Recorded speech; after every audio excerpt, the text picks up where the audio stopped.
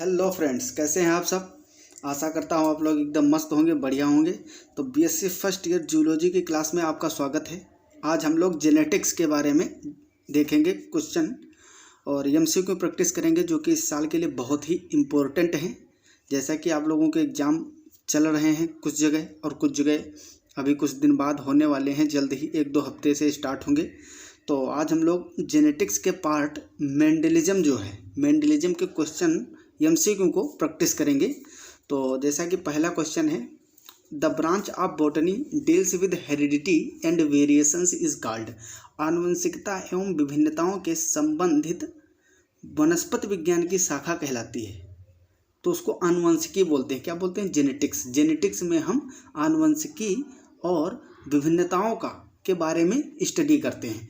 Question number 2, term genetics was given by. काफ़ी important question. Genetics शब्द किसने दिया था? तो ये साइंटिस्ट थे बेटसन ने दिया था। देखो, मेंडल की बात की जाए तो मेंडल जो है ये फादर ऑफ जेनेटिक्स हैं, जेनेटिक्स के फादर हैं। लेकिन जेनेटिक्स वर्ड किसने दिया था? ये वर्ड जो है जेनेटिक्स, ये दिया था बेटसन ने। अगर मॉर्गन की बात की जाए तो मॉर्गन क्या थे? मॉर्गन एक साइंटिस्ट ये भी थे, लेकिन इन्होंने क्या किया था? इन्होंने ये जो है एक्सपेरिमेंटल प्रूफ दिया था क्रोमोसोमल थ्योरी की। ठीक है, मॉर्गन ने, TH हंट मॉर्गन इनका नाम है। बोवेरी की बात की जाए अगर, तो सटन तथा बोवेरी, इन्होंने क्रोमोसोमल थ्योरी प्रपोज्ड किया था। अब इसमें डिफरेंस याद रखना, बोवेरी और सटन ने क्रोमोसोमल थ्योरी प्रपोज्ड किया था और मॉर्गन ने उसका एक्सपेरिमेंटल प्रूफ दिया था उस थ्योरी का। तो इस तरह से अगर देखा जाए तो जेनेटिक्स वर्ड टर्म किसने दिया था? बेटसन ने। बेटसन साइंटिस्ट थे। Question number 3, who is considered as father of genetics. देखो, वही क्वेश्चन आ गया। तो मेंडल जो हैं, ग्रेगर जॉन मेंडल, यही जेनेटिक्स के फादर कहे जाते हैं, father of genetics. Question number 4, organism with 2 different alleles is. 2 अलग अलग एलील वाले जीव कहलाते हैं। तो जो अलग अलग एलील वाले होंगे उनको हेटेरोजाइगस कहोगे। एलील क्या होते हैं पहले समझ लीजिए। मान लीजिए 2 एक ही जैसे लक्षणों को, उनके विपरीत मतलब अलग अलग ट्रीट को प्रदर्शित करने वाले, मान लो ये 2 कैपिटल टी है, तो ये लंबाई को, लेंथ को रिप्रेजेंट करते हैं, लेकिन ये एक दूसरे के क्या है? एलील हैं। तो इसमें क्वेश्चन क्या है? ऑर्गेनिज्म विद 2 डिफरेंट एलील्स, मतलब एक टी होगा और कैपिटल टी एक स्मॉल टी। तो ये कंडीशन क्या है? ये है होमोजाइगस और ये है हेटेरोजाइगस। तो विभिन्न के लिए पूछा है, डिफरेंट के लिए। तो डिफरेंट के लिए क्या टर्म यूज होता है? हेटेरोजाइगस। तो हेटेरोजाइगस एंड होमोजाइगस नहीं, ये तो गलत हो जाएगा। Heterozygous for the allele, yes, यही राइट आंसर। क्योंकि एलील के बारे में पूछ रहा है, 2 अलग एलील डिफरेंट एलील के बारे में, तो वो एलील जो होंगे हेटेरोजाइगस फॉर द एलील।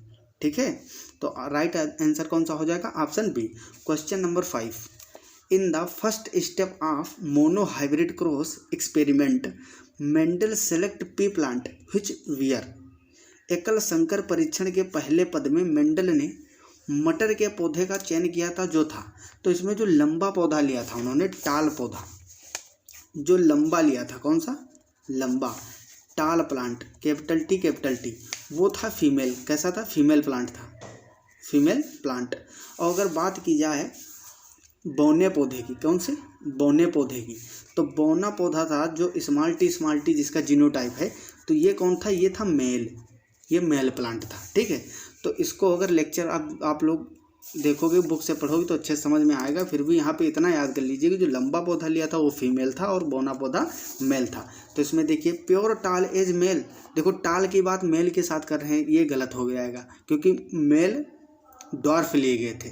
अगला है ऑप्शन, प्योर टाल is female, yes, and pure dwarf is male, ये राइट आंसर है। क्योंकि जितने भी टाल थे शुद्ध लंबे प्योर टाल, वो कौन से थे? फीमेल प्लांट में।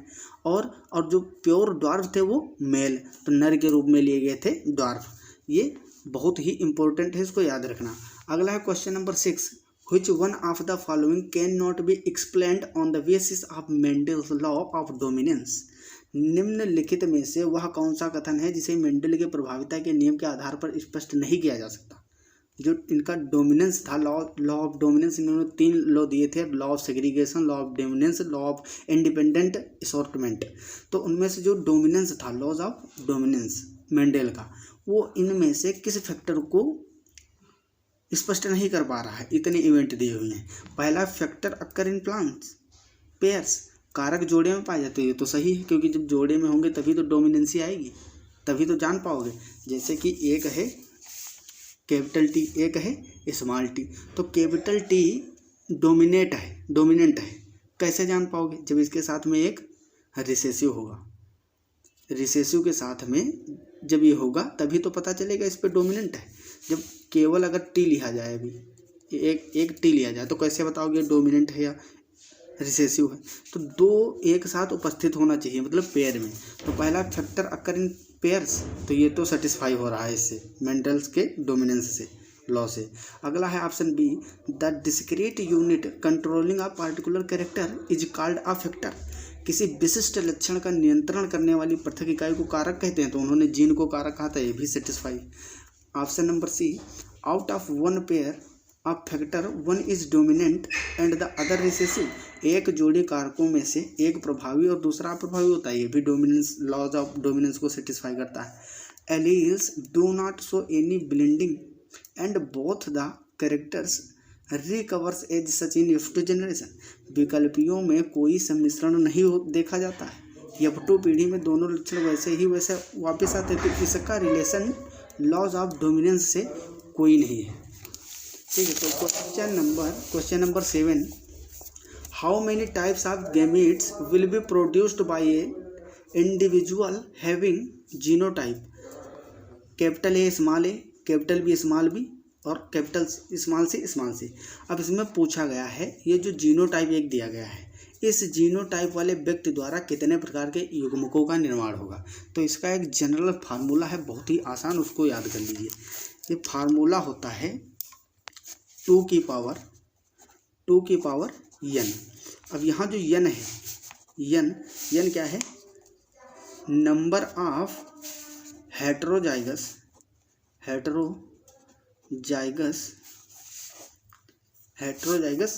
पेयर, n है नंबर ऑफ हेटेरोजाइगस पेयर। और ये फार्मूला है आपका 2 की पावर n, किसका निकालने का? गैमेट को निकालने के लिए। आप कोई जीनोटाइप दिया है, आप फटाक से चुटकियों में निकाल लेंगे। जैसे कि दिया है ए कैपिटल बी स्मॉल बी और स्मॉल सी, तो इसमें आपको निकालना है इस जीनोटाइप से कितने गैमेट संभव हैं, कितने गैमेट बन सकते हैं। तो इसमें देखो हेटेरोजाइगस कितने हैं। पहला होमोजाइगस है, कैपिटल ए, सेकंड वाला कैपिटल बी स्मॉल बी, मतलब ये हेटेरोजाइगस है। और तीसरा वाला भी होमोजाइगस है, क्योंकि स्मॉल सी। तो इसमें हेटेरोजाइगस कितना है? केवल एक पेयर मिल रहा है। तो 2 की पावर n के जगह पर नंबर ऑफ हेटेरोजाइगस पेयर रखोगे तो 1, मतलब 2 ही गैमेट बनेंगे। इसी तरह से आपका क्वेश्चन है कैपिटल ए, कैपिटल बी और स्मॉल सी, मतलब कैपिटल ए, फिर क्या है? Capital B, small C. तो इसमें हेटेरोजाइगस देखो, एक ये है और ये है हेटेरोजाइगस है। तो हेटेरोजाइगस कितने हैं? 2। तो फार्मूले में पुट करोगे 2 की power n is equal to 2 की पावर 2, तो कितना हो जाएगा? 2 × 2 इज इक्वल टू 4। तो गैमेट आपको कितने मिल रहे हैं? 4। नंबर ऑफ गैमेट कैसे निकालोगे? जीनोटाइप दिया है, गैमेट पूछ रहा है, युग्मकों की संख्या। तो 2 की पावर n फार्मूला पुट करोगे, n याद रखोगे कि हेटेरोजाइगस का नंबर, हेटेरोजाइगस पेयर का। तो आपका आंसर इसमें कौन सा हो जाएगा? पहला ही ऑप्शन है 4। ठीक है, तो 4 गैमेट इससे बनेंगे। अगला क्वेश्चन नंबर 8, इन 1980 मतलब सन 1900 की बात की जा रही, 3 biologist independently discovered Mendel's principles. They are. सन 1900 में 3 वैज्ञानिक पृथक अलग अलग जगहों पे डिस्कवरी किए थे मेंडल्स के प्रिंसिपल को दोबारा। तो ये कौन से साइंटिस्ट थे? तो आपको बता दूं, ये लगभग जिस टाइम मेंडल ने अपने लॉज दिए थे, उस टाइम बहुत सारी साधन इतने उपलब्ध नहीं थे जिससे कि इनकी जो डिस्कवरी थी, इनके जो लॉज थे जो दिए थे, ये लोगों तक पहुंच पाए। तो इसलिए लोगों तक नहीं पहुंच पाई साधनों की वजह से। साधन कम थे तब। पेपर भी, न्यूज़पेपर में जिसमें छपवाए थे मेंडल, तो वो बहुत कम पॉपुलर था। तो कुछ ऐसे बहुत सारे फैक्टर थे जिससे कि ये ज़्यादा इनकी बातें लोगों तक नहीं पहुंच पाई। तो सन 1900 में, लगभग 50 साल बाद, सन 1900 में क्या हुआ, 3 साइंटिस्ट आए, डी वरीज, कोरेंस, वान शेरमॉक। उन्होंने इनके जो लॉज थे उस पर फिर से एक्सपेरिमेंट किया, डिस्कवरी की इनके लॉज पे। तो वही पूछ रहा है कौन से साइंटिस्ट थे। तो पहला ही ऑप्शन इसमें देखो, डी वरीज, कोरेंस, वान शेरमॉक। ये जो शेरमॉक लिखा है इनका पूरा नाम है वान शेरमॉक। तो इन्होंने ही सन 1900 में डिस्कवरी किया था। क्वेश्चन नंबर 9, अगर इसमें और जो साइंटिस्ट है उनकी बात की जाए, सटन, मॉर्गन और ब्रिज। तो सटन तथा बोवेरी जो थे साइंटिस्ट, इन्होंने क्रोमोसोमल थ्योरी दिया था। Morgan, TH. हंट मॉर्गन, इन्होंने ड्रोसोफिला, जिसका साइंटिफिक नाम होता है मेलेनोगेस्टर ड्रोसोफिला का, ठीक है। तो उस पर क्या किए थे, एक्सपेरिमेंटल प्रूफ किए थे, किसका, क्रोमोसोमल थ्योरी का। और एवेरी मैक्लोइड मैकार्टी की बात की जाए तो इन्होंने डीएनए ही आनुवंशिक पदार्थ होता है, इसको प्रूफ किया था, ठीक है। प्रूव करने की कोशिश किया था, लेकिन लास्ट में हार्स और चेज ने एक्सपेरिमेंटली लास्ट प्रूफ दिया था, ठीक है। तो इस तरह से अगर बेटसन की बात की जाए तो बेटसन ने, ये भी एक मतलब देखा जाए तो जेनेटिक्स के साइंटिस्ट थे, इन्होंने टर्म दिया था जेनेटिक्स। पुन्नेट ने वर्ग, पुन्नेट चौखटा दिया था एक ना, पुन्नेट वर्ग होता है जिसमें डाई हाइब्रिड क्रॉस हम लोग ईजिली कर लेते हैं। तो इस तरह से सभी साइंटिस्टों के सारे ऑप्शन में साथ साथ डिस्कस कर रहा हूँ, ताकि आप लोगों का कोई भी क्वेश्चन अगर इससे रिलेटेड आए तो छूटे ना। और 100% गारंटी है, अगर आप लोग ये क्वेश्चन सारे कर ले जा रहे हैं तो पक्का क्वेश्चन नहीं छूटेगा। साइटोलॉजी के भी इससे पहले 14 लेक्चर जा चुके हैं, लगभग 500 से 600 क्वेश्चन मैंने प्रैक्टिस कराए हैं, सब आप लोग देख लीजिए, फिर एग्जाम में बैठिएगा। Question number 9, when a dihybrid cross is fit into a Punnett square with 16 box, Punnett वर्ग की बात की जा रही है, the maximum number of different phenotypes available are. तो आपको मैं सीधा याद करने की ट्रिक दे रहा हूँ, याद कर लीजिए। जब डाई हाइब्रिड की बात की जाती है, डाई हाइब्रिड क्रॉस, तो डाई हाइब्रिड के जीनोटाइप और फिनोटाइप आप याद कर लीजिए सीधा। इससे क्या होगा, आपका बहुत फायदा होगा, क्वेश्चन सीधा बन जाएगा। देखो समय कम है, ये कोई क्वेश्चन प्रैक्टिस हो रहे हैं तो इसमें पूरा तो नेटवर्क बना के डिस्कस नहीं कर सकते, तो आपको हिंट दे रहे हैं, बढ़िया से ट्रिक बताएंगे, उससे याद हो जाएगा। तो अगर जीनोटाइप की बात की जाए, जीनोटाइप, डाई हाइब्रिड क्रॉस का जीनोटाइप कितने होते हैं, 6। और इसकी फिनोटाइप की बात की जाए, फिनोटाइप, तो फिनोटाइप इसमें कितने होते हैं, फिनोटाइप होते हैं 4। कौन कौन से होते हैं, 9:3:1। डाई हाइब्रिड क्रॉस जो किया था उसमें 2 लक्षण लिया था। डाई हाइब्रिड क्रॉस का मतलब यही होता है, 2 लक्षणों को लेके किया जाता है।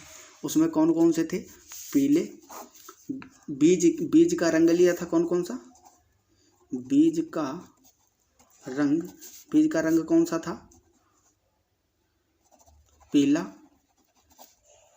और हरा। और बीज का आकार, सीड का कलर और सीड का शेप लिया था। तो शेप में कौन कौन से थे, एक तो था राउंड मतलब गोल लिया था, और दूसरा था रिंकल मतलब झुर्रीदार। तो ये उन्होंने डाई हाइब्रिड क्रॉस में लक्षण लिए थे, बीज का आकार और बीज का रंग। तो इसमें बात की जाए तो 9:3:1 जो आ रहा है, किसका आ रहा है, ये जो 9 थे ये थे लाल गोल पीले, कैसे थे, गोल पीले। और जो 3 प्राप्त हुए थे कैसे थे, गोल हरे। और जो एक 3 आ रहे हैं दोबारा से, तो ये कैसे थे, ये थे गोल झुर्रीदार, कैसे, गोल झुर्रीदार। और एक ट्रीट ऐसा मिला था उसमें जो कि कैसा था, झुर्रीदार नहीं, गोल झुर्रीदार, गोल हरे, गोल पीले, गोल हरे, और इसके बाद में था झुर्रीदार हरे, झुर्रीदार पीले, और लास्ट में एक मिला था झुर्रीदार हरा। तो ये आप लोग याद कर लीजिएगा। डाई हाइब्रिड क्रॉस के बारे में अगर इतना याद कर लेते हैं तो इससे ज़्यादा क्वेश्चन पूछेगा ही नहीं, इतनी चीज़ें याद कर लीजिए, डाई हाइब्रिड कोष से सारे क्वेश्चन बन जाएंगे। जीनोटाइप 6, फिनोटाइप की संख्या 4, कौन कौन से थे, इसका रेशियो पूछ सकता है फिनोटाइप का, तो 9:3:3:1। कौन कौन से लक्षण लिए थे, तो बीज का रंग, सीड का कलर लिए थे, पीला और हरा। पीला डोमिनेंट था, हरा रिसेसिव था। बीज का आकार गोल और झुर्रीदार, गोल कैसा था, राउंड जो था गोल वो डोमिनेंट था, और झुर्रीदार कैसा था, ये था रिसेसिव। अब इधर देख लो 9 जो आए थे डाई हाइब्रिड कोष से जो प्रोडक्ट मिला था उसमें 9 बीज ऐसे थे जो गोल पीले थे, 3 थे गोल हरे और 3 थे झुर्रीदार पीले, एक ट्रीट ऐसा मिला था जो झुर्रीदार हरा था। तो आप इसमें देख लीजिए क्वेश्चन क्या पूछा गया था, इसमें फिनोटाइप की संख्या, फिनोटाइप की अधिकतम संख्या कितनी थी, तो इसमें फिनोटाइप 4 थे, वही रेशियो बताया ना, 9:3:3:1। अब अगला क्वेश्चन नंबर 10, इन अ मोनो हाइब्रिड क्रॉस बिटवीन 2 हेट्रोजाइगस इन इंडिविजुअल्स। 2 हेट्रोजाइगस लिए गए हैं, कैसे, मान लो हम कोई भी हेट्रोजाइगस ले रहे हैं, कैपिटल टी और small T, capital T small T, 2 heterozygous लिए गए हैं, 2 हेट्रोजाइगस in individuals. The number of pure homozygous individuals obtain in F1 generation. Pure homologous, तो इसका हम लोग जब क्रॉस कराएंगे तो कैपिटल टी से क्या मिलेगा, कैपिटल टी, फिर कैपिटल टी का स्मॉल टी के साथ कराएंगे तो क्या मिलेगा, कैपिटल टी स्मॉल टी, फिर स्मॉल टी का कैपिटल टी से तो कैपिटल टी स्मॉल टी, फिर स्मॉल टी और स्मॉल टी तो स्मॉल टी प्राप्त होंगे।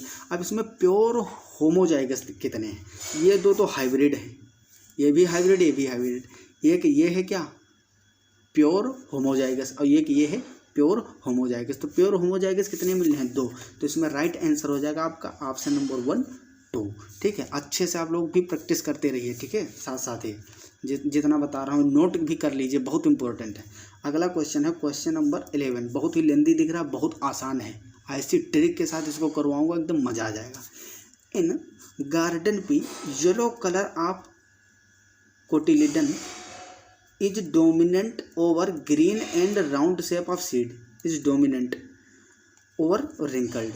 ये जो कोटिलिडन का कलर था तो येलो ग्रीन पे डोमिनेंट था, और अगर सीड के आकार की बात की जाए, शेप की, तो येलो किस पे था,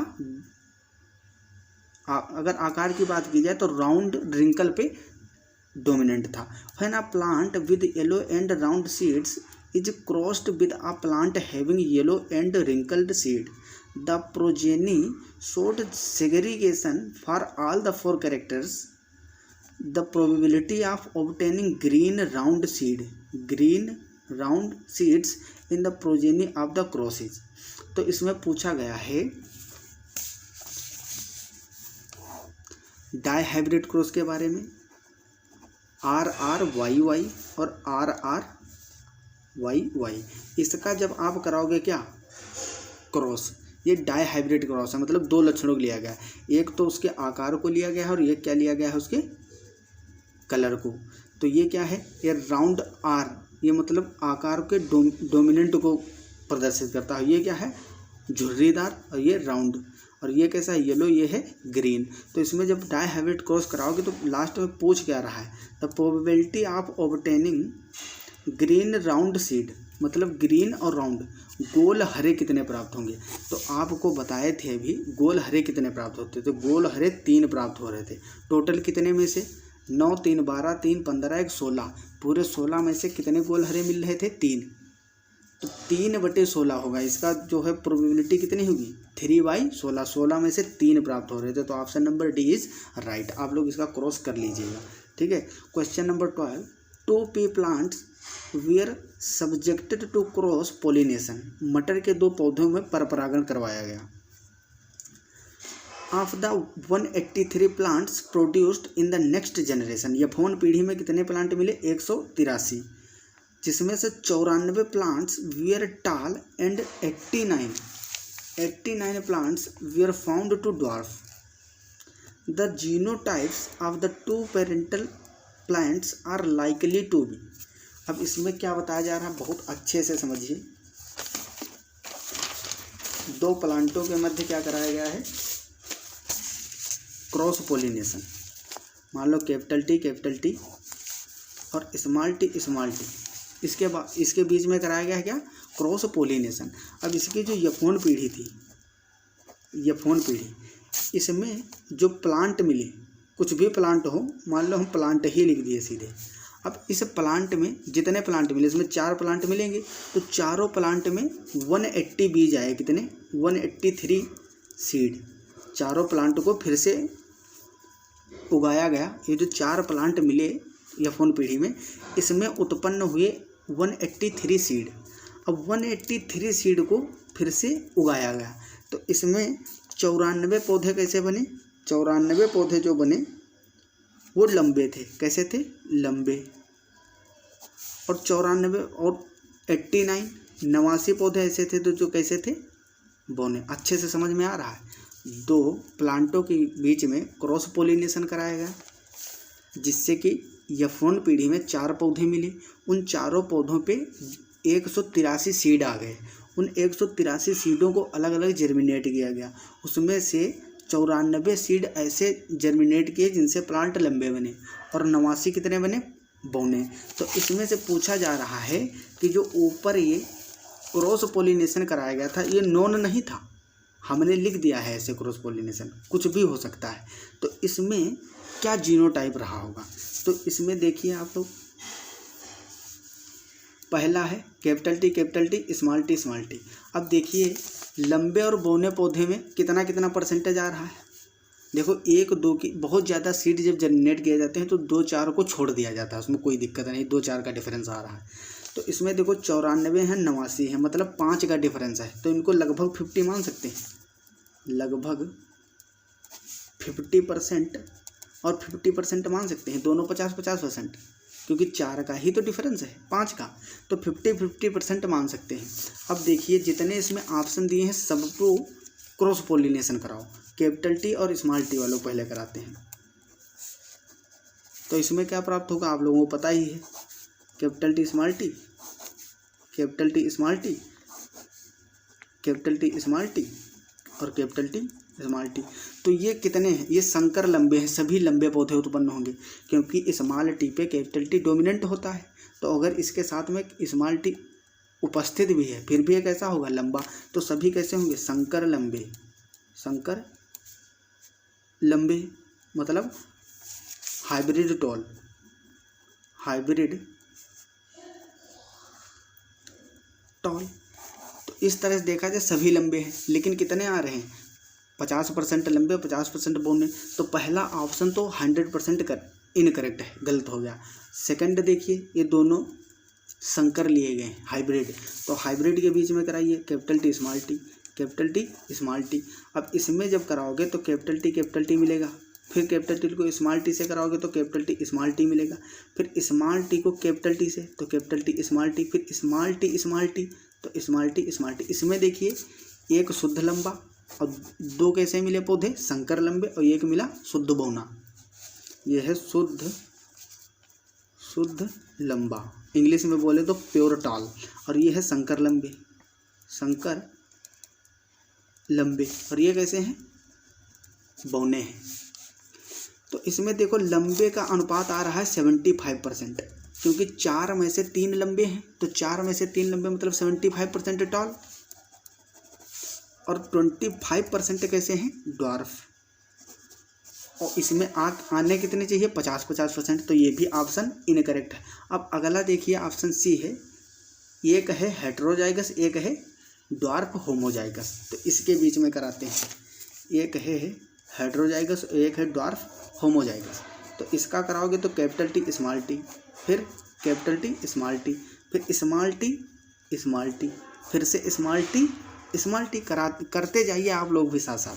तो इसमें देखो 2 संकर लंबे मतलब 50% लंबे, और 50% कैसे मिले? 50% बौने मतलब dwarf.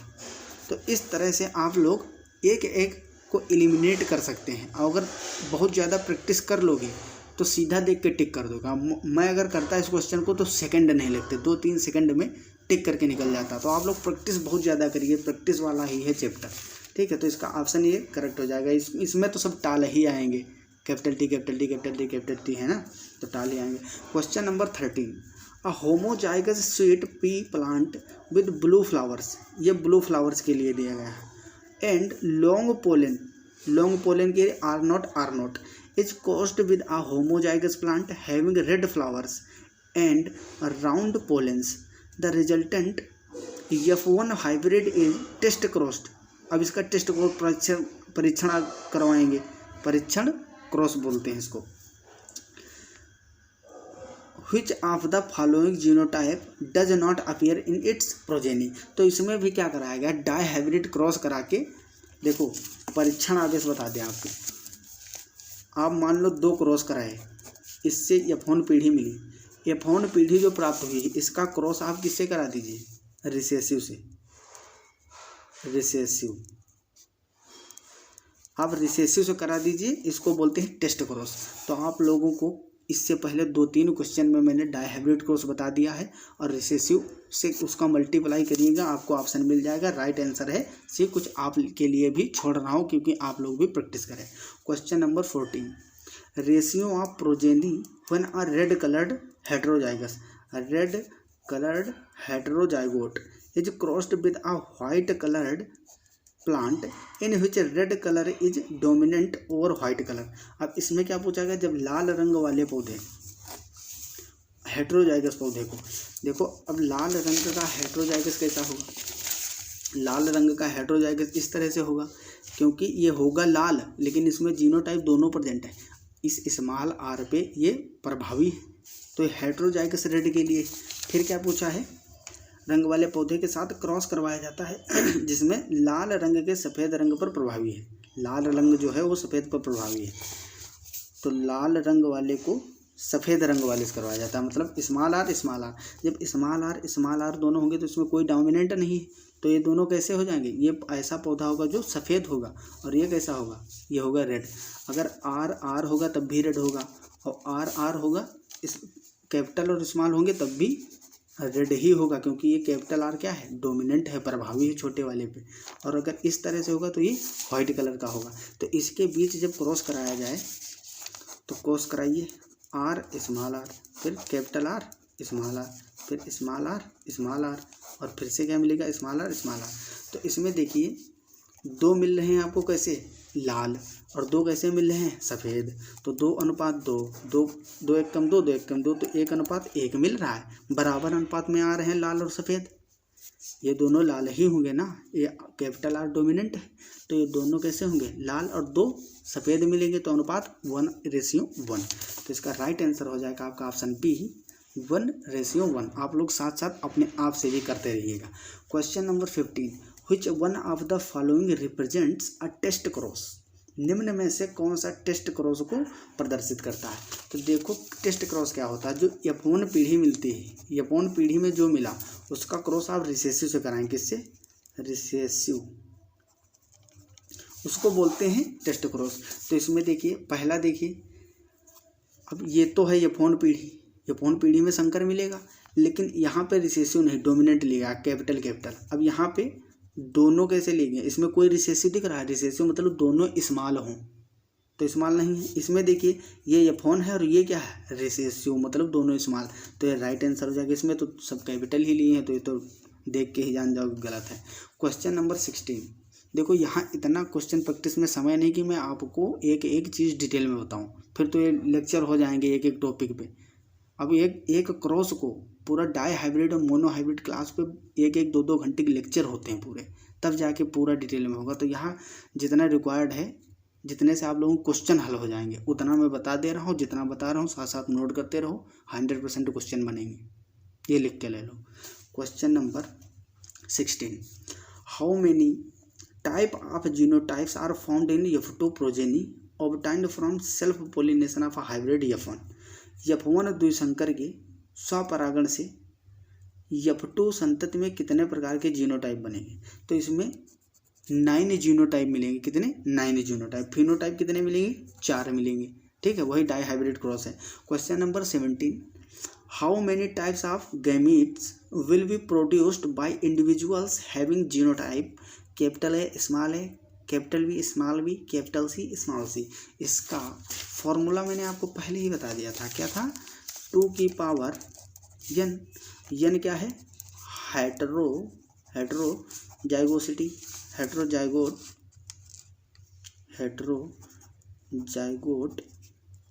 Pair, number of हेटेरोजाइगोट pair.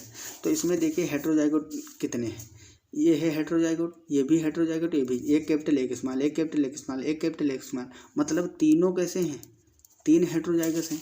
तो 2 की पावर गैमीट, कितने गैमीट होंगे, gamete is equal to number of gamete is equal to किसके इक्वल होगा, 2 की power 3 is equal to 2 into 2 into 2, इतनी मैथ तो सबको आती है, 2 दूना 4 दूनी 8, तो कितने गैमीट बन जाएंगे, 8 युग्मक इससे प्राप्त होंगे। Option number B is correct. Question है अगला 18, in his classic experiments on pea plants Mendel did not use, मटर के पौधों पर अपने आदर्श प्रयोग में मेंडल ने किसका उपयोग नहीं किया था। तो देखो पोड लेंथ, फली की लंबाई, ये तो सरासर गलत है, इसका नहीं किया था, क्योंकि सीड का शेप राउंड और रिंकल, और फिर फ्लावर पोजीशन अच्छी या अंत एक्जियल, ठीक है, याद होगा आप लोग 12 में पढ़ के आए हैं अच्छे से। फिर है सीड कलर येलो और ग्रीन, तो इस तरह से ये तीनों लिए थे, लेकिन ये नहीं लिए थे, इन्होंने 7 कैरेक्टर लिए थे, उन सबको याद कर लेना, ठीक है, आप लोगों को याद ही होंगे 12 में, अभी तो पढ़ के आए हैं। तो पहला ऑप्शन इसका राइट हो जाएगा, पोड लेंथ, ठीक है। Question number 19, Mendel choose P plant because, Mendel ने पी प्लांट को ही क्यों चुना था, और भी तो बहुत सारे प्लांट थे, उस पर एक्सपेरिमेंट कर सकते थे। तो पहला ऑप्शन है दे वियर चीप, वे सस्ते थे। देखो सस्ते, इससे मटर से भी ज़्यादा बहुत सस्ते पौधे थे, क्योंकि उस समय भी पृथ्वी पे बहुत सारे पौधे उगा करते थे, ऐसा नहीं था कि कुछ पौधे ही नहीं थे, जितने अब प्रेजेंट है पौधे तब भी थे, तो सब सस्ते ही थे, तो उनके लिए किसी भी वही कर लेते एक्सपेरिमेंट। तो ऐसा कुछ नहीं था जैसा ही ऑप्शन में दिख रहा है। Option number B, they were having 7 pairs of contrasting characters, उनमें 7 विपरीत प्रकार के लक्षण उपस्थित थे, बस इसीलिए किया था, क्योंकि विपरीत लक्षण थे बहुत प्रकार के, 7 जोड़ी विपरीत लक्षण थे, तो उसमें चीज़ों को ऑब्जर्व करना बहुत ही आसान था, एक ही पीढ़ी में आप कई सारे लक्षणों को देख सकते थे, तो इसलिए पी प्लांट को चूज किया था। Option number B is right. तो हमारा और आपका प्यारा सा channel BSc world Amar Singh, जिस पे आप लोग ये लेक्चर देख रहे हैं, इसको लाइक शेयर एंड सब्सक्राइब जरूर करें। कोई प्रॉब्लम है कमेंट में लिखिए, और वैसे भी आप लोग कमेंट में आंसर लिख दिया कीजिए। तो आज यहीं तक डिस्कस करते हैं, फिर अगली क्लास तो जल्दी ही लेके आएंगे, कोशिश करेंगे आज ही अपलोड कर देंगे, समय मिल जाएगा तो आप लोग अच्छे से पढ़ाई करते रहें। देखो पूरे कंसंट्रेशन के साथ इस टाइम भिड़ जाइए, क्योंकि टाइम बहुत कम बचा है, ठीक है। अदर कार्य जो हैं सब कुछ करने के लिए समय ही समय है, इतनी बड़ी लाइफ है। अभी पूरे कंसंट्रेशन के साथ, पूरे फोकस के साथ पढ़ाई करिए, ठीक है, अच्छे मार्क्स आ जाएं आपकी, यही हमारी कामना है। तो पढ़ाई अच्छे से करते रहिए, ऑल द वेरी बेस्ट। मिलते हैं अगली क्लास में, तब तक के लिए ओके बाय।